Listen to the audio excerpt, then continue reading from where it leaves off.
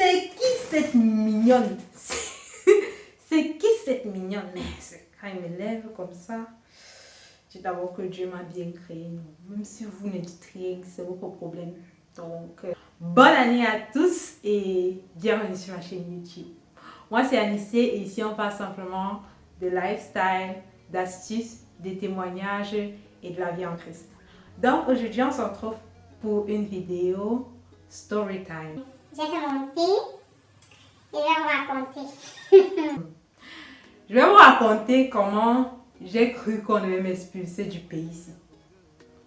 Parce que vraiment, la vie en Bénin est dure, les gars. La vie est dure.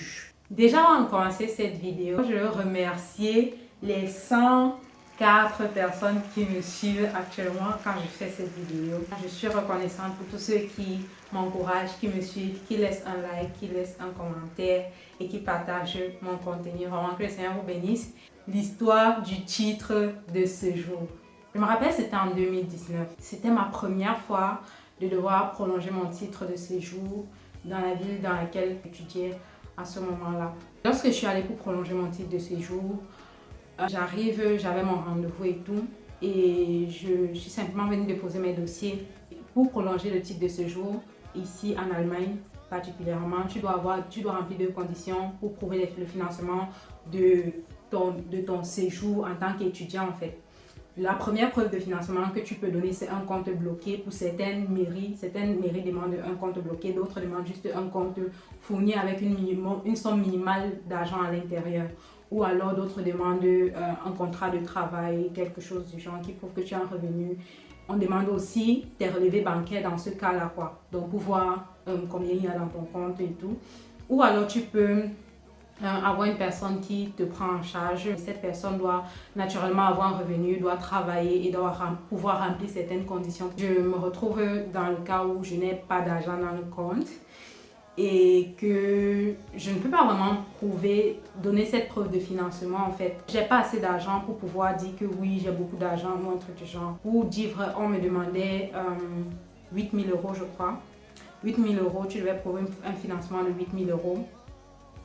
Et j'avais simplement pas ces 8 000 € là. Je me retrouve dans la situation où je dois prouver que j'ai 8 000 €. Je n'ai pas 8 000 € dans mon compte, désolée quoi. Et j'avais une amie et elle avec ses soeurs et tout.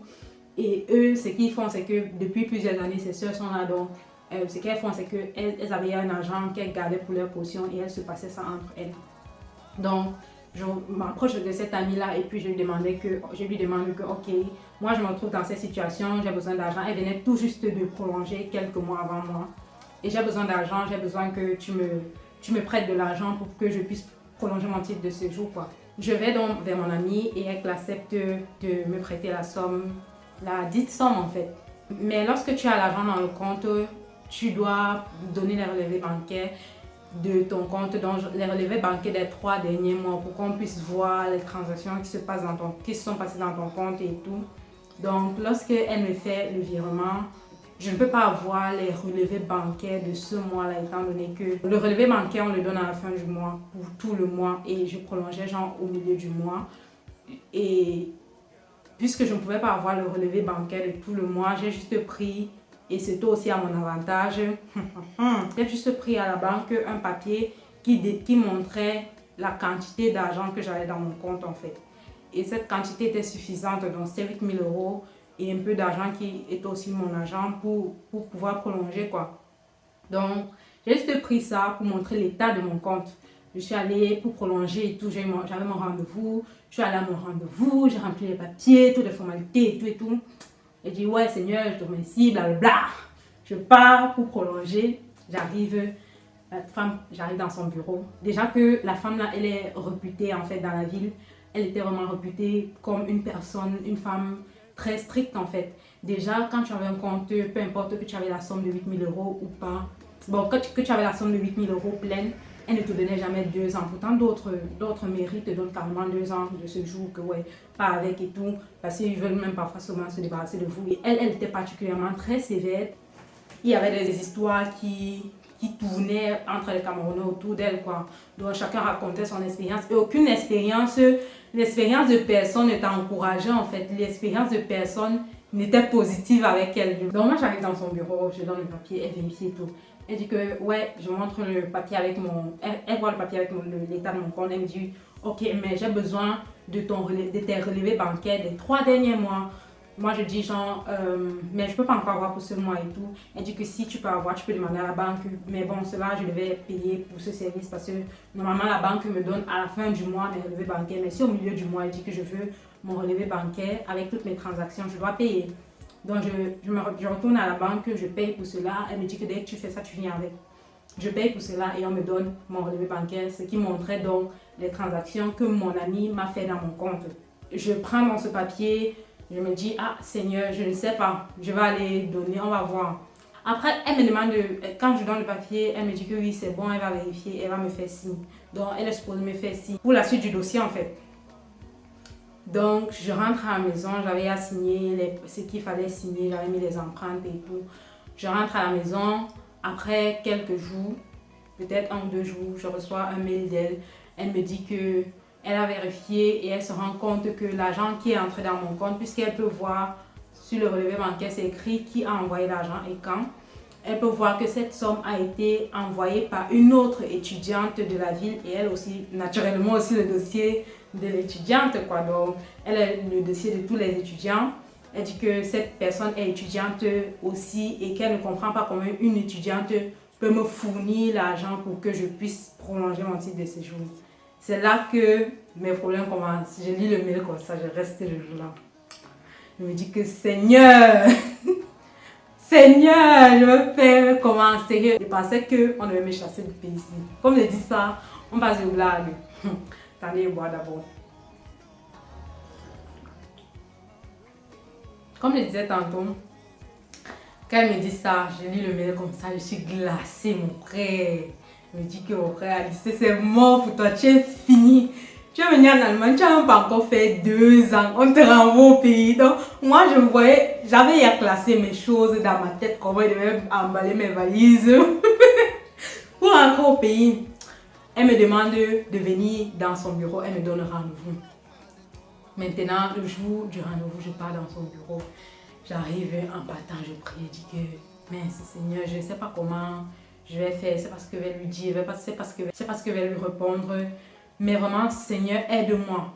Je ne veux pas mentir et tout. Et puis, j'ai contacté mon ami, bien sûr. Lorsque j'ai reçu le mail, j'ai contacté mon ami et je lui ai fait part de la situation. Maintenant, mon ami, elle me dit, voici, moi j'ai déjà prolongé mon séjour, elle m'a déjà donné mon séjour. Bon, elle voulait sauver ma peau en fait. Donc, c'était vraiment en toute amitié, avec tellement d'amour, sa proposition. Elle voulait sauver ma peau. Elle me dit, dis-lui que cet argent-là, en fait, c'est ton argent. Donc, que l'argent m'appartenait au préalable et que moi je lui ai prêté l'argent. Je lui ai prêté l'argent pour qu'elle puisse prolonger. Étant donné qu'elle est déjà prolongée et que la femme là ne peut pas annuler son titre de séjour, entre guillemets, je ne sais pas si elle a le droit. Donc la situation est supposée passer cool, quoi. Donc je suis supposée dire à la femme, mentir à la femme que non, l'argent m'appartient et la fille m'a plutôt donné l'argent. J'ai prêté l'argent à la fille au préalable pour qu'elle prolonge son séjour et maintenant elle m'a juste remboursé l'argent en fait. Mais quand elle me dit ça, je sens dans mon esprit que non, je ne peux pas dire ça en fait. Je suis enfant de Dieu, je ne peux pas mentir. Genre, je sentais que, je dis que non, c'est faux, c'est faux, c'est faux. Je crois, je venais naître de nouveau, ça faisait genre 2 ans. Je n'ai pas suivi mon témoignage, va écouter, voici ça ici. La proposition était vraiment alléchante et tout, mais elle dit que non. Je sens dans mon esprit que non, Anissé, tu ne dois pas faire ça, Anissé, tu ne dois pas faire ça. Elle dit que mais si on meurt ici, on meurt quoi. Si on meurt, on meurt. Je lui dis que bon, je vais réfléchir. Je lui dis que non, je ne vais pas dire ça en fait. Elle dit que elle voulait juste m'aider quoi. Donc le jour du rendez-vous, me voici qui me pointe au bureau de la dame. J'arrive, je fais la file d'attente et lorsque c'est mon tour, je toque, j'entre et tout.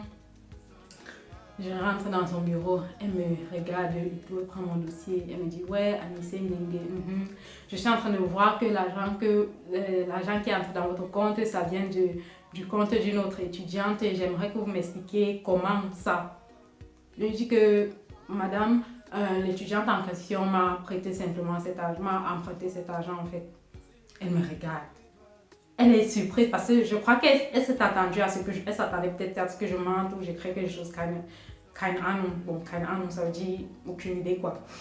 Sérieux, je raconte ça et je suis en train de trembler parce que je suis encore en train de revivre les émotions du moment là. Je ne sais pas comment c'est, mais je suis encore en train de vivre quand j'étais dans son bureau et je me disais, Seigneur, je suis, I am finished. Tu vas dire quoi à tes parents? Quand t'as envoyé au Cameroun, pourquoi? Bref, je lui dis que non, la fille en question, elle m'a prêté l'argent. La femme me regarde. Elle était troublée en fait. Elle était vraiment troublée. J'ai senti que j'en étais troublée. Elle dit que, ah ok, d'accord, j'ai pris ta déposition et je vais causer avec la fille en question. Il dit ok. Maintenant, elle avait noté. Je suis sortie. Elle dit que je peux disposer et que elle me ferait signe par rapport à la suite du dossier. J'ai dit d'accord. Maintenant, je sors. Quand je sors comme ça, je dis que mais Seigneur, qu'est-ce que j'ai fait? Seigneur, qu'est-ce que j'ai fait? Je ne sais pas. Et au préalable, je tiens à rappeler que certaines personnes de mon entourage m'ont aussi conseillé de mentir, quoi. Donc, de dire comme la fille m'a dit, il m'a demandé de dire, quoi. Ils m'ont dit, ouais,